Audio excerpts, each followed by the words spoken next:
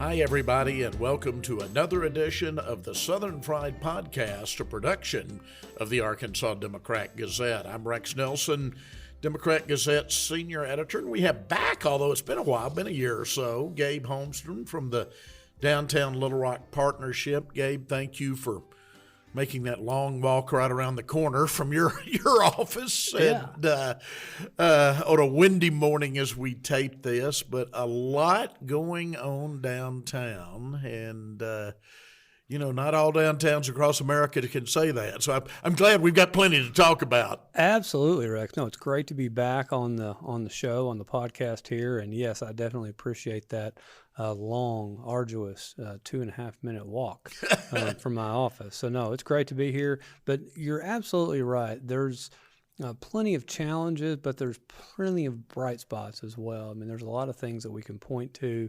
And, what I'd know is that 6 months from today, things are going to look a lot different. They're going to feel a lot different. A year, it's going to be a different change. And then, another 18 months from now, even more. So there's just a lot of these things that are going on that we're going to see these pops basically every 6 months for the foreseeable future. Now, that's exciting. Let's go back to where we were a year ago. We talk about the development of the master plan. That's, I think, what we base pretty much the whole thing on. And I want to quote from that, same quote I used in my column recently. Little Rock is at a crossroads. For the past 25 years, its downtown has grown and evolved, bringing new housing, retail, entertainment, and cultural attractions to the district. And while revitalization continued after the 2008 Great Recession, it has done so at a slower pace than its peers. Without a plan for changing that in the future, it is a very real possibility that Little Rock and all of Central Arkansas will slide in a negative direction, close quote. First, I guess for those that weren't listening last year, hadn't been paying attention, again, quick primer. What is the master plan? Why was it needed? So a master plan is basically a guide that sets out a series of priorities for the city to focus on in conjunction with the private sector. So bringing the different facets of the public sector together with the private sector, and then how do we go about accomplishing some of these things? We have not had a downtown master plan for downtown Little Rock in the modern era. So this was very important, something we worked a lot with the city. We used the Recovery Act dollars to pay for this plan. We were able to hire a world-renowned planning firm in Sasaki. They came here. They spent almost a year doing a whole series of public meetings, focus groups, surveys, asking the public what they wanted to see in their downtown. What are the challenges? What do they want to see? What are the things that when they go to other cities, they have access to? And they took all that information and then they developed that into 41 priorities. So then that leads us into the implementation. So we have this 230-page book. It's massive, yeah. That was paid for. The printing was paid for by our friends at Entergy. And but now we have this book, and then you can really take that and say, okay, well, here's the things we can do. Here's what we need to do immediately. Here's where we need to start working on for 6 months, a year down the road. And these are longer term projects, but there's a whole series of things in there. Some of them have no cost. Some of them are low cost. And then some of them do have some cost and substantial cost to them. But now that we have the plan, we have something to point to, and then we as a community need to decide which one of these we're going to start making a reality. Yeah. Now, I've got a number of years on you, but you're no spring chicken either. But you and I both been around for quite a while, and we've both had government careers in government and politics, economic development, and the old saying about the expensive plan that sits on a shelf is really true. I mean, you and I have seen a lot of expensive plans in our careers that sit on the shelf. How do we make sure that doesn't happen in downtown Little Rock? Well, and I think that's been the focus of this. We don't want it to sit on the shelf. Later on today, I'm going to be meeting with the implementation committee of the master plan. Right. And everything takes time. There's a lot of dynamics, but we're getting the group together, and we're really going to go over these lists of no and low cost items.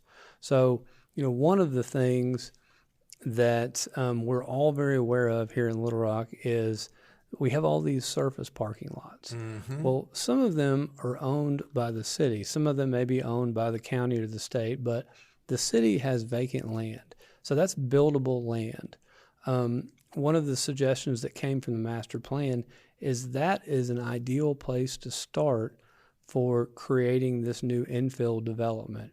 One of the big overarching goals of the master plan was to double the downtown population by 2035. Mm-hmm. And we got to that because when you took Little Rock and you benchmarked Little Rock against some of our peer cities like Chattanooga, like Raleigh, North Carolina, like Greensboro, like or Greenville, I'm sorry. Mm-hmm. They have a lot more density in their downtown. Right. So how do we, I guess, why do we want that? And then how do we get there?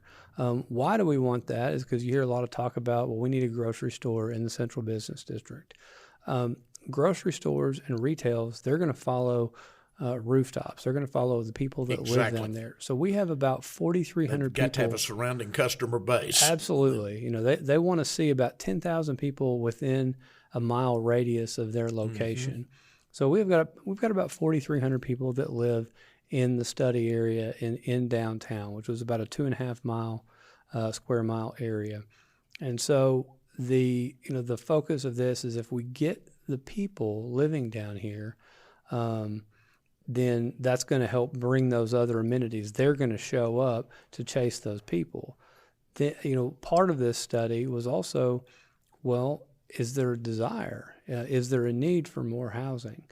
And what we found is that residential occupancy in downtown is upwards of 97%. So there is a demand, mm-hmm. But it's not being met because things aren't being built. Why aren't things being built? Well, when you look at things like the increased cost of construction, the higher interest rates, the cost of land, and then, quite frankly, the lack of incentives that the city and really the state have to go to the development community to bring some of these projects here, all of those things combined, a project or a lot of projects just don't pencil out. So that was where Sasaki came up with the concept of using city-owned land where you set the parameters for the developers on saying, you have to have X number of housing units, X amount of street-facing retail or whatever that is, mm-hmm. and then let the developers respond to that, and they can give them the land, which in essence, could reduce the cost of the project by 10, 15, 18%. Mm-hmm. Interesting concept. Now, anything as big as revitalizing a downtown obviously has to be a public-private partnership. And we'll talk about private dollars in a minute, but let's go back to public dollars. And I'm going to play devil's advocate with you a second. The city really hung a lot of what would be done on the public side on a sales tax proposal that went down in flames. Is there a plan B? Well, to get the government money for those projects? And I think that's why we're starting the conversation with the no or low cost items. Okay. You see, I brought with me a list in case this topic came up, and of those 41 items that are outlined in the master plan, about 20 of them are these no or low cost items.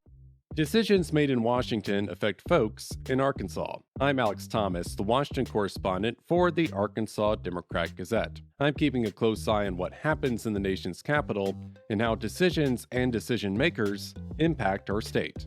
Take, for instance, the next farm bill. We're connecting you with the policymakers drafting this legislation, as well as the Arkansas farmers vital to this state's economy.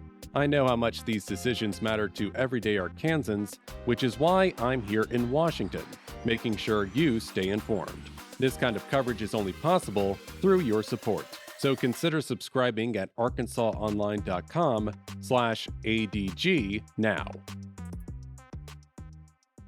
Now, again, it's something, some of these are simple, like getting rid of they're simple in theory. They're simple to say. It's more a question of priorities and focus than it is of money, is what you're saying. Well, but there's money. Focus, like, okay. For example, getting rid of some of the one-way streets or all of the one-way streets. It is human nature to be resistant to change. So there's a lot of conversations that are going to have to go into that. But there's also the reality of re-signage, moving streetlights, restriping, and things that are going to go into if you do change those streets back to two-way from one-way. It's one of those funny things where I'm sure the same thing happens to you. You spend a lot of time down here. You're down here every day. And if you have to go from one part of downtown to another, you got to stop and think, okay, what is the best way for me to get there? And where's that one-way street again? Do we need all these? And I think there's a lot of cities are going away from the one-way streets, and I think that's something that we need to take a hard look at. Yeah. All right, that's on the public side. I mentioned the private side. A lot of people, when you throw out the term economic development, their mind really goes to industrial development. They're thinking about attracting the big plant that's suddenly going to bring 600 jobs to town. And we both know the Port of Little Rock's doing a wonderful job. Amazing. Our friend Brian Day was one of my guests on this show just recently, and need that. The kind of development you're doing is different. It's attracting developers to build residential, as you said, bringing in retail, bringing offices back to downtown. Talk a little bit about how you sell this neighborhood to attract private capital back here.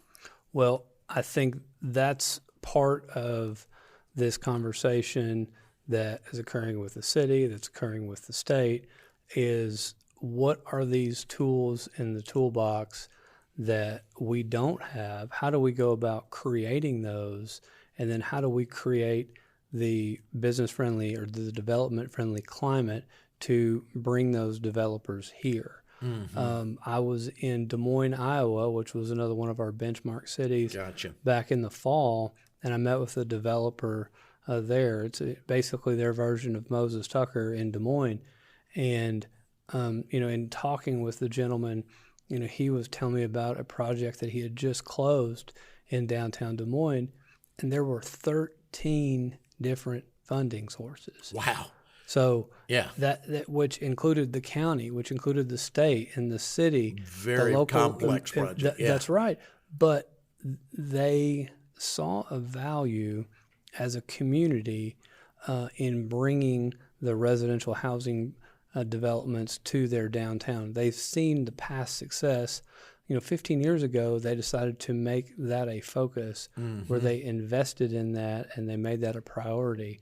And now they're seeing the fruits of that, but they're still continuing to do more. They have high vacancy rates or high occupancy rates, so there's still this demand for more housing.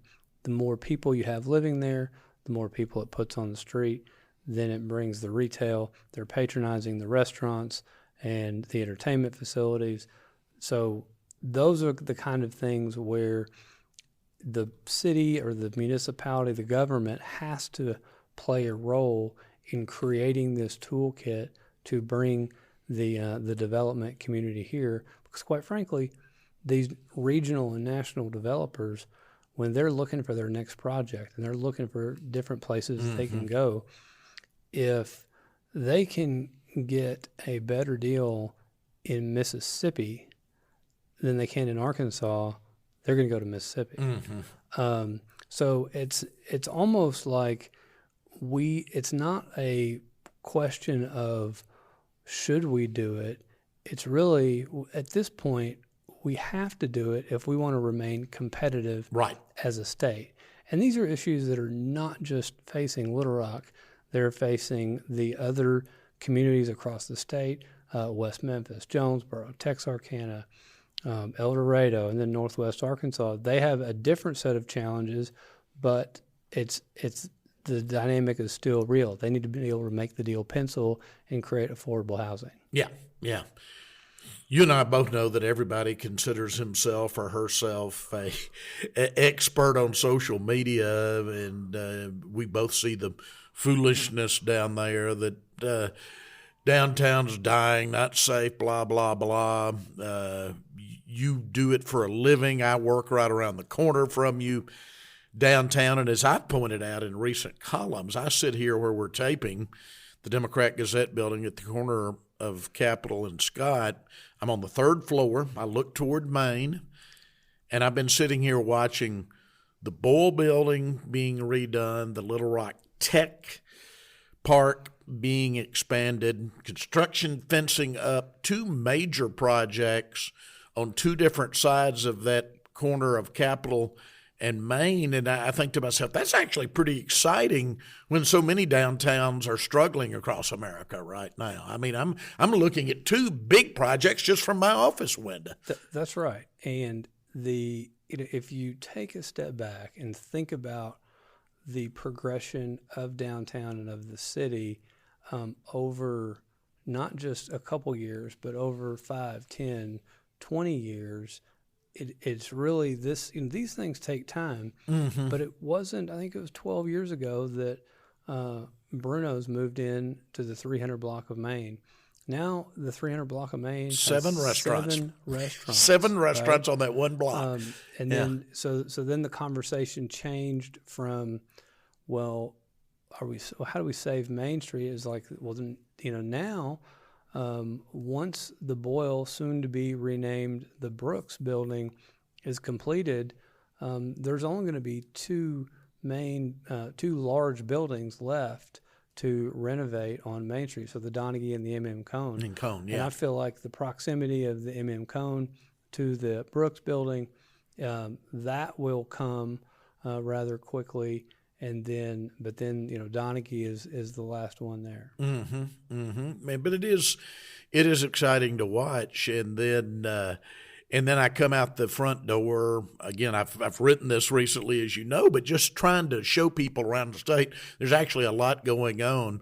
And instead of taking a left to those projects, I immediately take a right. The historic Christ Episcopal Church is about to have a redo. Central Arkansas water system. Congratulations on getting them to keep all those jobs downtown, which was a big move. They're about to do a redo. And then possibly major construction where the transit center is right now, going that way. And then a few more blocks to the south, you have the old VA hospital, which is 420,000 square feet that 200 apartment units are going to be opening up there, I think later this month, where the developer out of Georgia, he saw an opportunity there.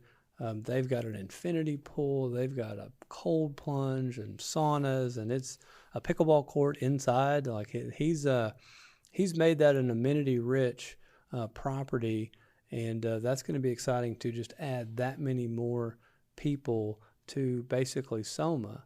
And then it's also exciting to know that once he gets that finished, he's moving right on to the AT&T building. Yeah, knew he owned that. That's so right. He is going to move forward, as your understanding, with that building. Absolutely. Yeah, they've already been doing demo in there, and they're moving forward. That is exciting to hear. And I'll throw out, since you mentioned it, because it's street dead ends, but it backs right up to that VA project. My youngest son is a downtown resident. You'll like this. Is getting married in August, and he is already building a new house there in Petaway with his wife, and it is one of 3 on that one block that's going up right now. That's amazing.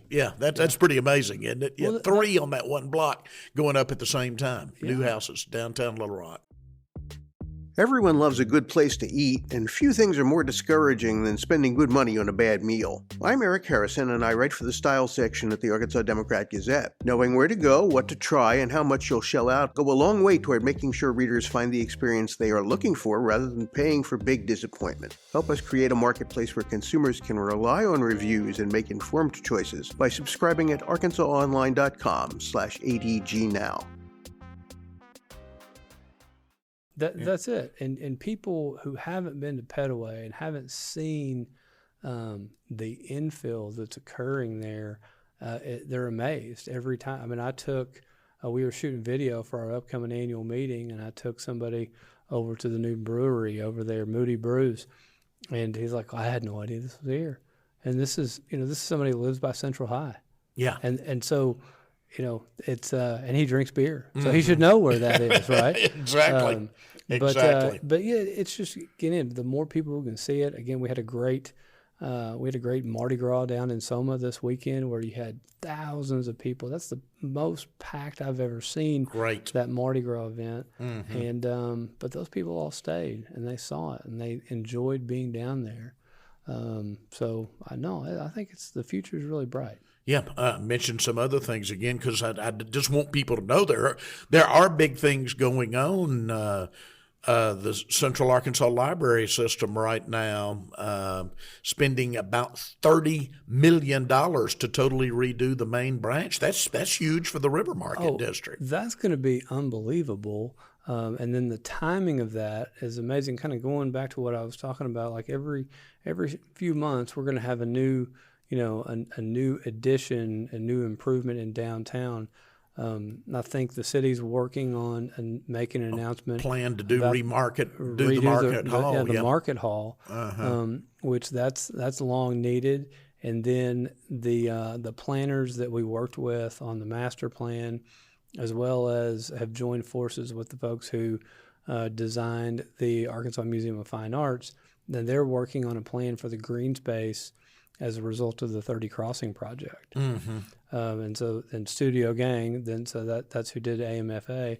They're also working on the addition for the Clinton Presidential Center. And I was going to get to that because that is huge. I know there's a lot of money.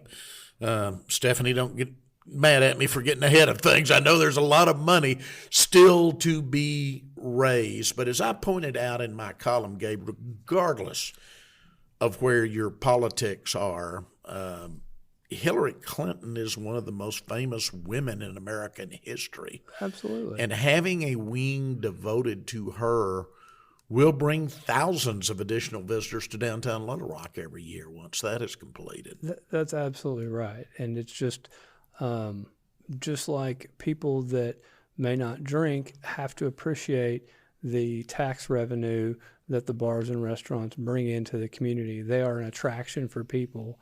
So I think that's going to be an amazing asset and amenity that we want people to continue to come, see the Clinton Presidential Center, see the new Hillary wing.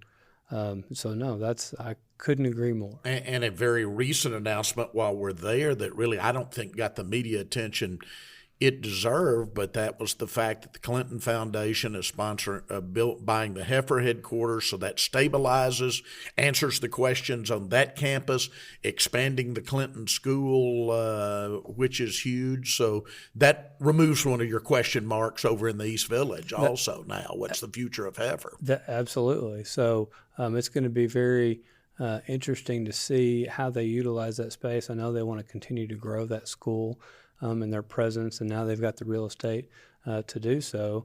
And then we got art space. Yeah, Wingate Art Space, which is going to bring in dozens of artists, and I have no doubt once you bring in dozens of artists and additional galleries, then additional bars, restaurants, retailers will follow down there. Well, and you already have. I mean, that kind of flip flop there with Southern Tale. That's true. Have you been in that space? I have. I actually toured the space before they opened it. So that's a great space, amazing space. Yes, and I think they opened in the summer, but they're about to get to take advantage of this Arkansas Spring.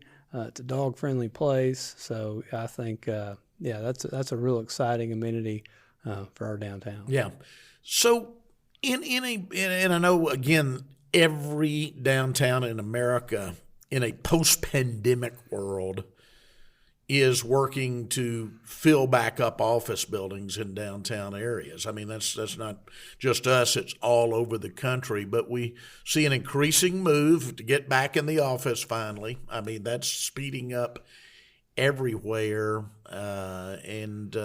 So again, getting office space, it's fun to talk about restaurants and museums and retail, but getting office space full is important too. It has been fun as I look out that window again to see local ownership now of the historic Worthen building that's now 200 West, and they're really promoting a lot of life there. New ownership in recent years of the Regents Tower by a New York group that's investing money.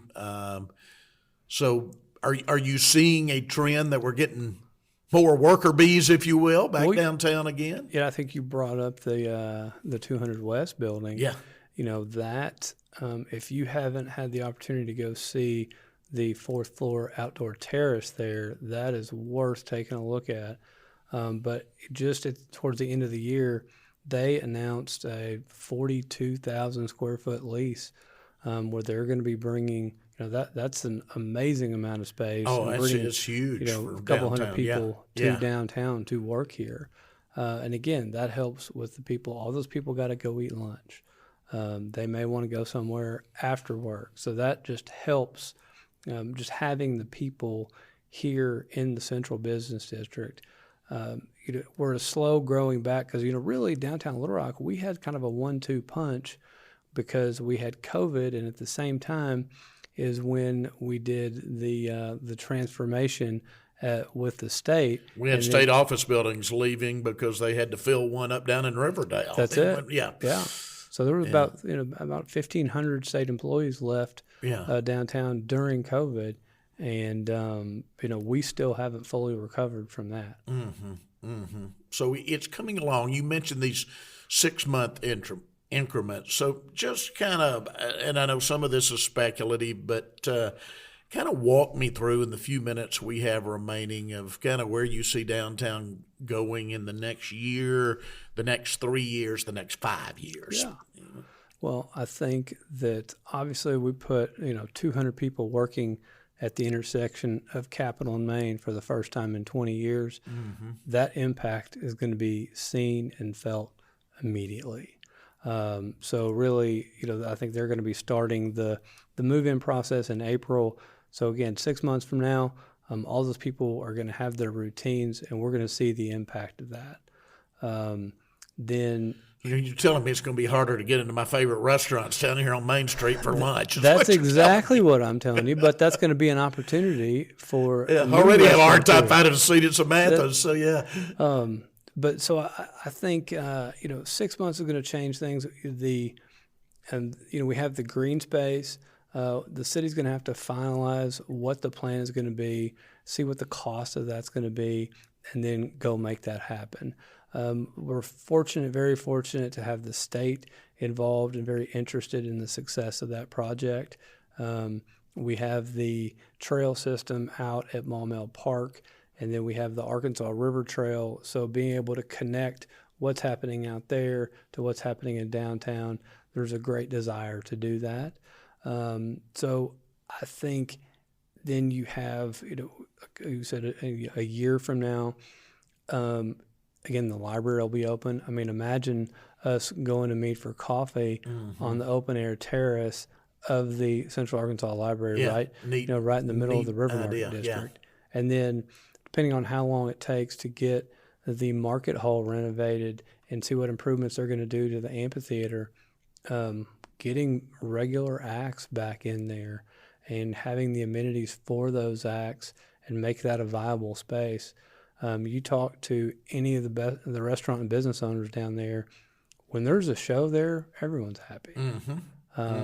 So, yeah, I think those are all things to look at. But seeing Petaway being filled in, having those 200 units at the old VA, people living there, again, that's going to add more people.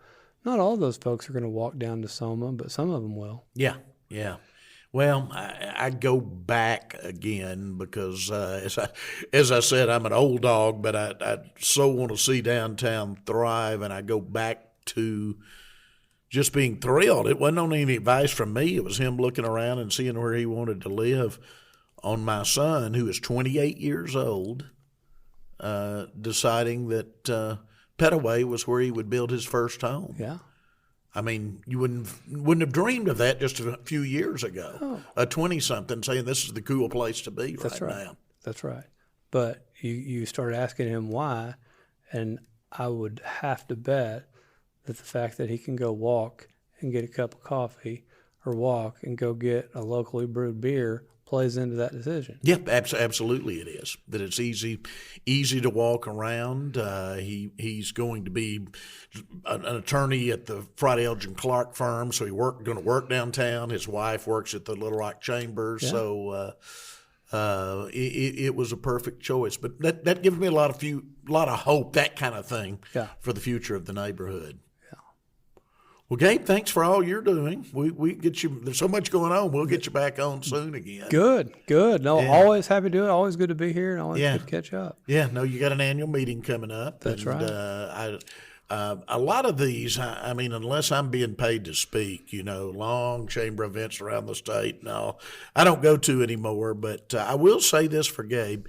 He makes his annual meeting fast and fun. That's what you like to be known for, right? That's it. So I go. I'll be there. Hey, well, it's good to have. I say anybody can throw a boring chicken lunch. So we can try to keep it moving and get everybody out of there at 1 o'clock. Yeah, still get the information out you need to get out, but That's you do right. it fast and fun. Food's good. All right. I'll see you there. Okay. Thank you, Rex. Gabe Holmstrom of the Downtown Little Rock Partnership. Thank you for joining us for another edition of the Southern Fried Podcast, a production of the Arkansas Democrat Gazette.